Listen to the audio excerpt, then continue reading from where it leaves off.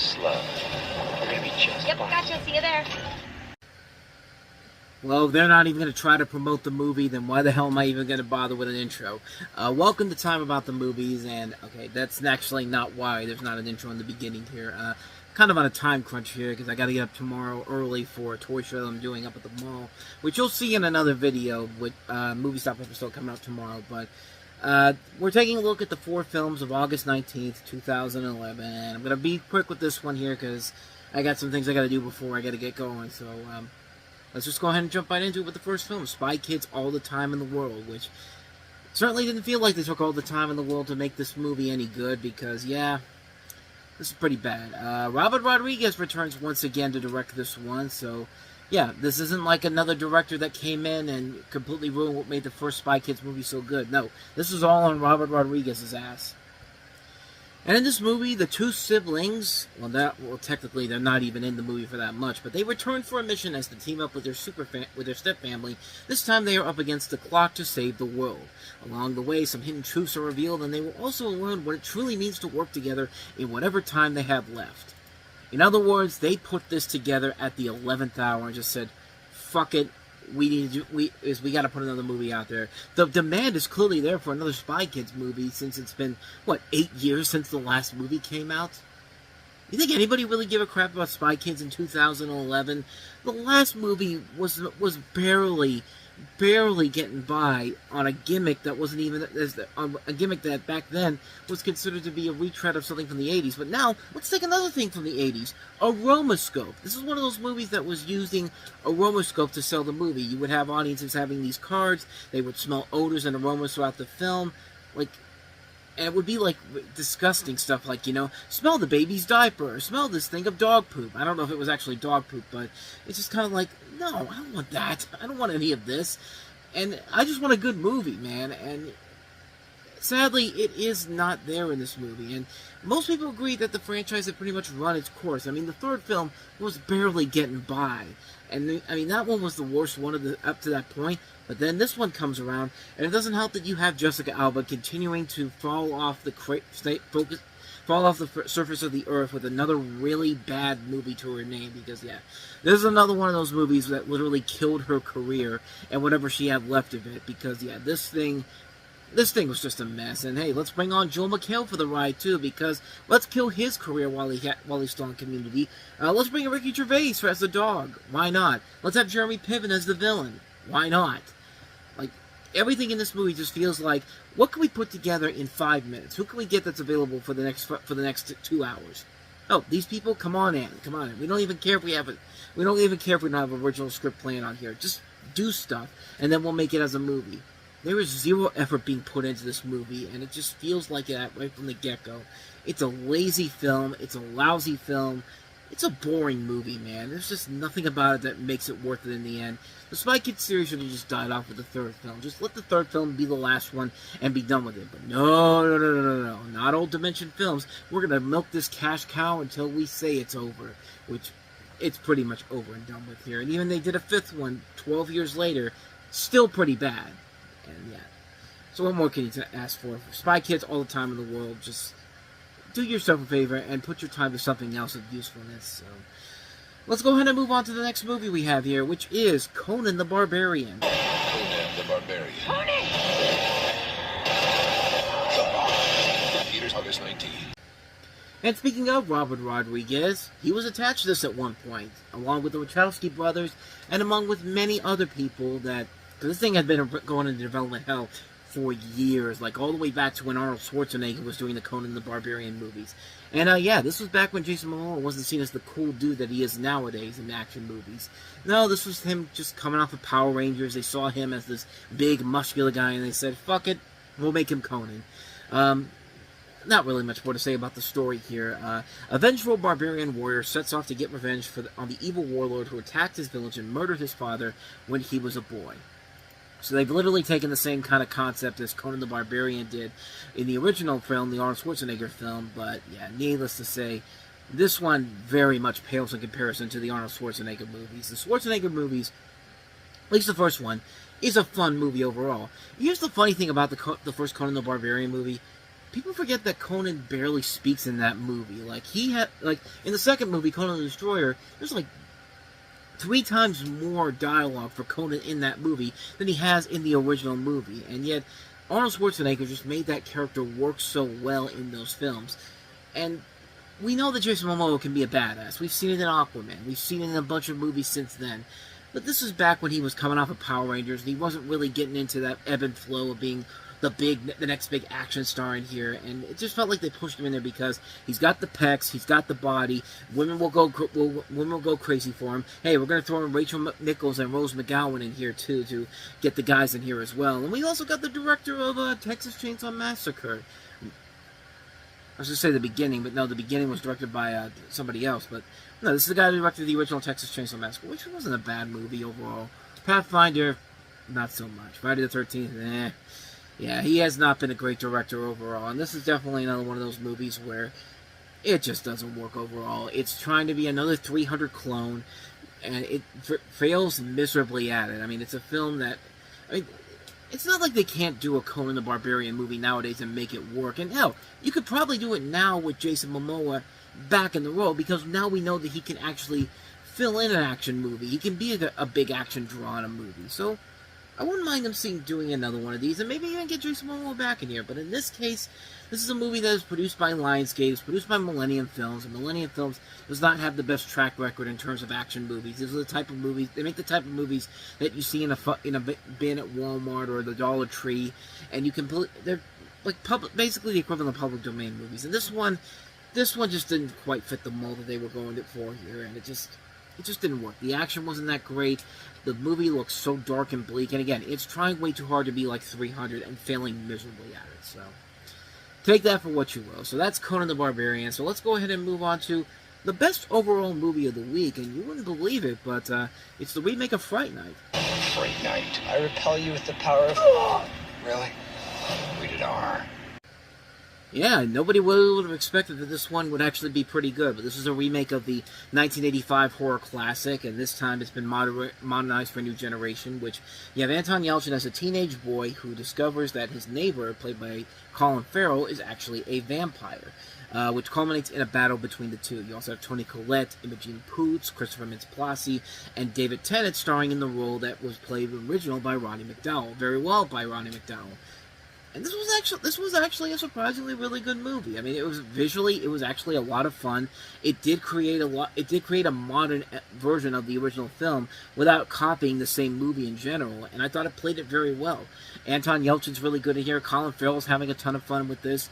When you have a director like Craig Gillespie, who very rarely makes a bad movie, this is a film where he gets a chance to show what he can really do. And this is written by somebody who worked on Buffy the Vampire Slayer too, so the pieces came together very well, and for a remake, it actually is one of the better horror remakes that has come out.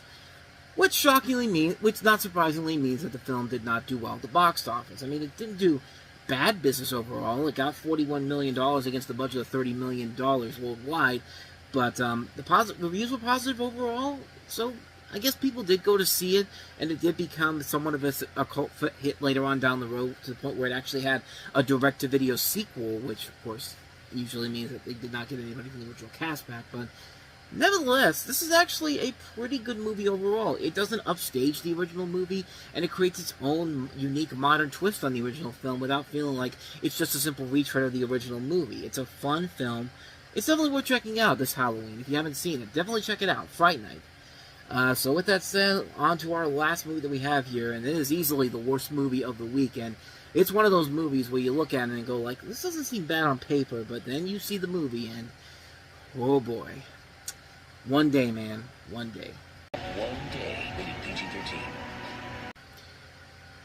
And again, like I said, the trailer doesn't make it look that bad, but it's one of those movies that has a moment where it literally has the jumping the shark moment in it, where it's just kind of like, what the hell are you even doing? But we'll talk about that as we go along here. But after spending the night together on the night of their college graduation, Dexter and Emily, played by Jim Sturgis and Anne Hathaway, are shown every year on the same day to see where they are in their lives. They are sometimes together, sometimes not on that day. And the plot for One Day was actually pretty interesting. Kind of like the equivalent of a mix between Before Sunrise meets Back to the Future. Like the Before trilogy meets Back to the Future, or even Groundhog Day is probably a better example, because you have these two people who meet every year on a specific day. And I thought the idea of showing these characters meeting on the same day for 20 years was a pretty good idea for a movie. In fact, around this time, Richard Linklater was making that movie Boyhood, which was about 2 years away from still coming out. The movie where he followed a kid from birth at age 11, and to the point where every year they would film a bit from now until 2002. And the movie came out a couple years later and was actually a really damn good movie. I think he's actually doing another one with this, honestly, that's in concept. I don't know for certain, but I know he was talking about doing another one, and I think they already had started working on those films, but as far as this film goes, it's so-so. When the movie came out, it was criticized for being kind of predictable, and I always say that a romantic comedy or drama with a predictable plot can be good if the two main characters' chemistries work well enough, and for the most part, Anne Hathaway and Jim Sturgess are great in this. They actually are people who really are like a real-life couple that just don't know what they really want yet. And I thought Anne Hathaway surprisingly did a good job with a British accent. I know in the trailer it didn't sound that great, but it actually did sound a whole lot better in the actual movie. I mean, she was born in Brooklyn, and I was very surprised to see that she actually did it so well. And you got Jim Sturgess in here doing a pretty good job. And for the first two acts, it was pretty good. I was getting into it. I like the style that they use and having the characters interacting in some way on that same day. Like, those first two acts were nicely done, and if the third act had just been as good as those two acts before that, I would be praising the movie. However, the third act drops it down so quickly. And here's the thing that makes me hate those three.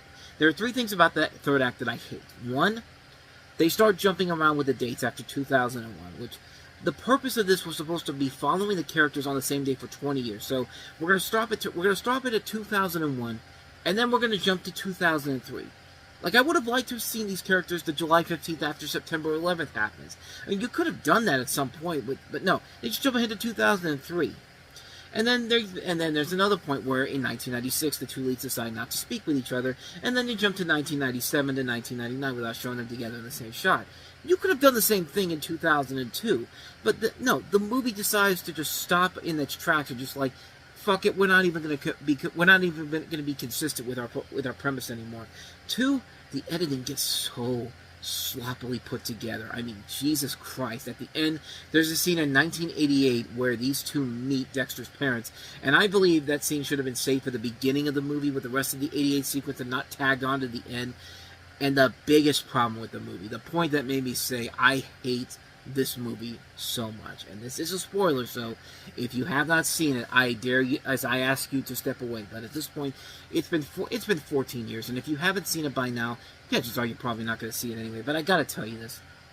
So we get to 2006, and we see Anne Hathaway riding on her bicycle into an alley, and then out of nowhere, out of the blue, with no foreshadowing at all, a truck comes and hits Anne Hathaway and instantly kills her, leaving Jim Sturgess devastated. There are so many things wrong with this whole sequence. Where do I even start? Well, let's start off with the fact that it would have been cool if they didn't show it, but they showed it, and it looks absolutely terrible and unintentionally funny. And I hate when movies that are not comedies do this kind of shit.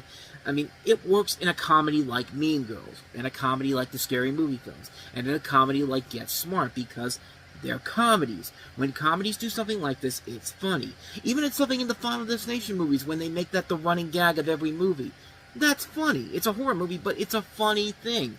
Like, it's funny when it happens out of nowhere. But when it happens in a serious drama, like in this movie, or more notably in something like Meet Joe Black, which has one of the funniest, over-the-top death scenes for Brad Pitt I've ever seen. But even more funnier, the shitty 2002 remake of The Time Machine, where Guy Pearce's fiance gets trampled by a horse and carriage, and it literally is showing it right in the mirror, and it's supposed to be all serious and all that, but there's nothing serious about that. It is absolutely hilarious.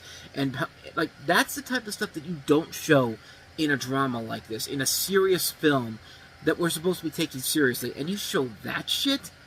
Third, and most importantly, it comes out of nowhere. And when it happens, Sturgis' reaction to finding out that the one he had loved all these years had just died is not even shown. He's just kind of like, Whatever. Who cares what this guy's emotions or status is? We just cut to the next year. We got no foreshadowing on the impending truck crash that will kill Anne Hathaway at all, and they don't even decide to break the purpose of the film to show her funeral. It's just like the women on the guy's side has just died, and we just decide not to show it. But I'm sorry. That's fucking stupid. It made me so mad when I saw that, when that scene came up, and the rest of the film just stops dead in its tracks and suffers because of how that scene happens. Once that happens, the film just goes careening off the cliff, and there's no turning back at all. And it's a shame, because the first two acts were good. The first two acts were working. The chemistry was working well. But then that third act happens, and it's like the filmmakers just gave up and said, fuck it. Fuck it. They're going to put this out in August, so that means if people aren't going to give a shit about this movie, then why the fuck should we? Give a shit about your movie. I don't care what month you put it out in. Try. Put effort into it. For God's sake, there is no reason for you to stoop to this low. And I couldn't believe this film did that. This movie went to the bottom of the barrel of the worst films of the year within 30 minutes.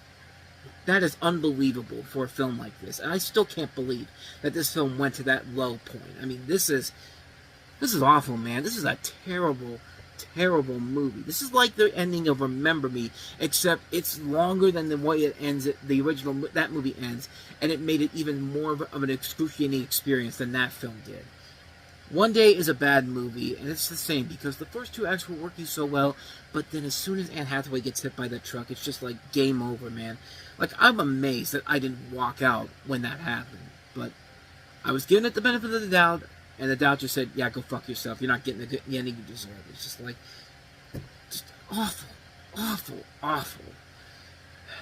So, yeah. One Day, just fucking awful, man. And thus, with all that said, we wrap up another edition of Time About the Movies, and we'll have a regular show for you coming up tomorrow on the show, as we wrap up the month of August with 3 more movies, including Zoe Saldana, starring in the action thriller Colombiana. We also have the horror film Don't Be Afraid of the Dark. And we also have the comedy Our Idiot Brother, with Paul Rudd leading the charge alongside Zooey Deschanel, Rashida Jones, and Emily Mortimer among this cast. Should be good, but yeah, this is another one of those comedies where it just didn't live up to the... Toy boat. It just didn't live up to the hype that it was having going into it, but we'll talk more about that tomorrow on the show. So with all that said, thank you so much for watching this, and I hope you enjoyed it. If you did enjoy it, please go ahead, hit that like button, hit that subscribe button, hit that notification button. There's our playlist right there. There's the last episode we did. So like I said, I'm kind of in a rush here to get out of here, so I'll see you guys tomorrow for another episode. So whether it's in the past, the present, or the future, I will see you at the movies. Take care.